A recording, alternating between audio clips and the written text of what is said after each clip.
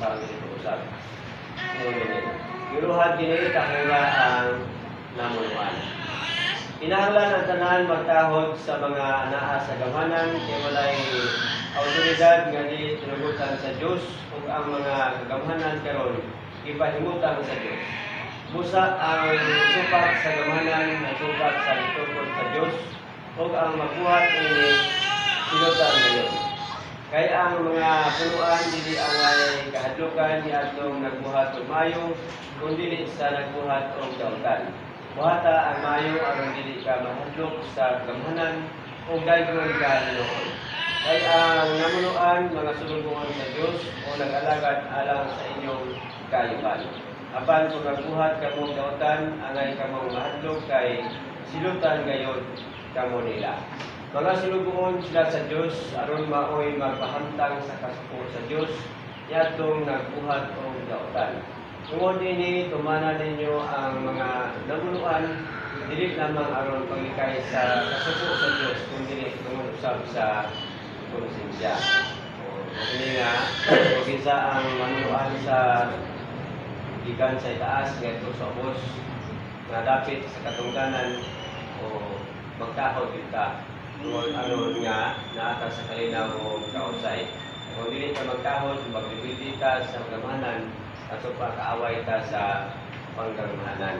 Muna nga, kung dili ka magtuman, magbuhat ka dili maayo, o makontrahan hinuon ka sa panggamhanan. Muna nga, ang kasuko sa Dios o sila ang magpahamtang sa mga tao nga supak sa panggamhanan. Muna kung ang tao nga nakasabot nga kung kinsa katong namunuan nga maayo, dili kita magsupak aron nga naa sa kanunay ang kalinaw o kausay sa atong lungsod. Apan kung naagi magsamok-samok o kung magkontra, nagpasabot nga wala sila'y pagtahod sa atong Ginoo o magsupak din sila tungod kay sumala din nga katong magsupak sa tupa o wala sila mahadlok sa atong Ginoo. Kaya gingon din kaya ang mga namunuan dili angay kahadlokan ni atong nagbuhat sa maayo, kundi dili sa nagbuhat o daotan.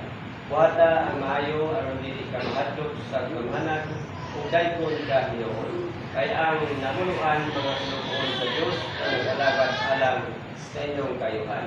Apan kung magbuhat kamo daotan, ay kamo mahadlok kay sinutan gayon kamo nila. Mga sulubongon sila sa Dios aron maoy magpahantang sa kasuko sa Dios. Yan itong nagbuhat ng daotan. Tungod ini, tumana ninyo ang mga namunuan, dili lamang aron pagikay sa kasuko sa Dios, kundi tungod usab sa konsensya. Ito pa, kung maayo ang mga namunuan, o halipay ta tungod kay naata sa kalinaw o kausayapan. Kung dili, wala kita'y kaiban nga madawat. Kung nga, kita na gyud ang magunahuna kung pag-abot sa panahon kung kinsa man gyud kay tugma ang eleksyon naman kung kinsa gyud ang mudaog sa tupa magbuod gyud sa Ginoo nga siya gyud ang balagan sa tupa. Kung mudaog na kinsa kanila mutahod kita kanila, dili kita ingon nga magsupak ka o kung mag-review sa ilang panggamanan.